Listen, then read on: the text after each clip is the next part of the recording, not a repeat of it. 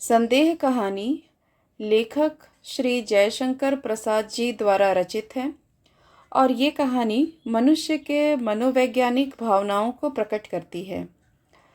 कहानी का प्रमुख पात्र रामनिहाल है, जो बहुत ही पढ़ा लिखा और महत्वाकांक्षी युवक है। वह काफ़ी इधर उधर भटकने के बाद अब श्यामा के घर में रहने लगता है। श्यामा एक आदर्श विधवा नारी है जो बहुत दयालु स्त्री है।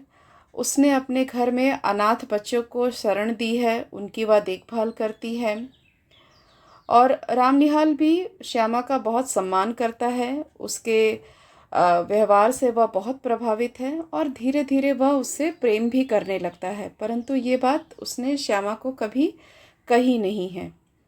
तो कहानी की शुरुआत जो हो रही है वो इस प्रकार कि रामनिहाल अपना सारा सामान बांधकर कहीं जाने की तैयारी कर रहा है और वो लगातार रोए भी जा रहा है।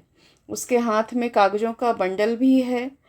जब श्यामा वहाँ आती है और उसे रोते हुए देखती है तो उससे पूछती है कि क्या ऐसा हो गया जो तुम घर छोड़ कर के जा रहे हो।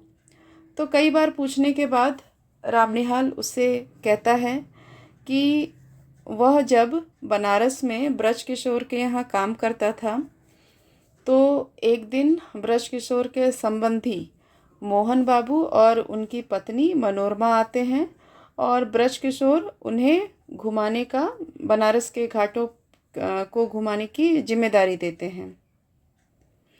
इसी दौरान मनोरमा से यह पता चलता है कि मोहन बाबू जो हैं उनकी मानसिक स्थिति अच्छी नहीं है।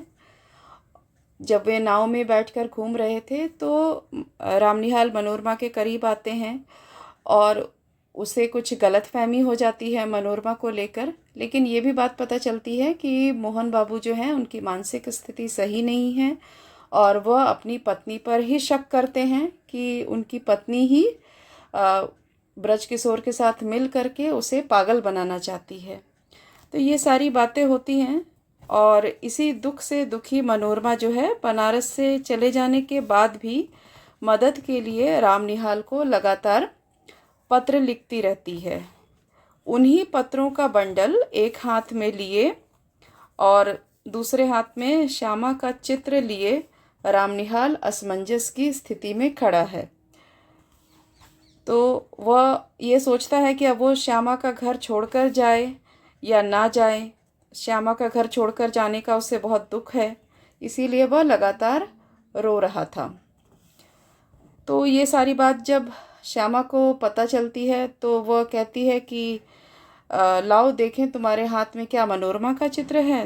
परंतु जब वो देखती है कि मनोरमा का नहीं, ये तो उसी का चित्र है, यानी रामनिहाल जो कि श्यामा से एक तरफा प्रेम करता था, उसका चित्र हाथ में लिए रो रहा था।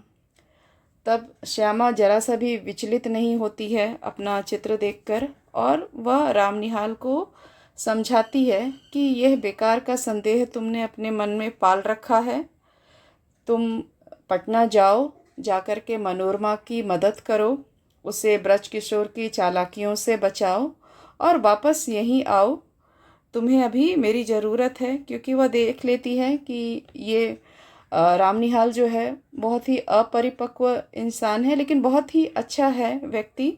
तो वह से समझाती है कि जाकर के मनोरमा की मदद करे और फिर वापस आ जाए। तो इस प्रकार कहानी का अंत होता है और रामनिहाल जो अपने ही संदेह के जाल में फंसा दुखी हो रहा था, श्यामा जो है उसे सही सलाह देती है और इस संदेह से उसे निकालती है।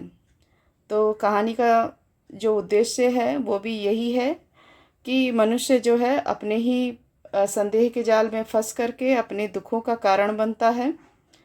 आगे चरित्र चित्रण भी दिया हुआ है, रामनिहाल, श्यामा, मोहन बाबू, मनोरमा और अंत में शीर्षक की सार्थकता दी गई है। कहानी का जो शीर्षक है संदेह, वह पूरी तरह से उचित है क्योंकि पूरी कहानी ही रामनिहाल के संदेह और मोहन बाबू के संदेह पर आधारित है।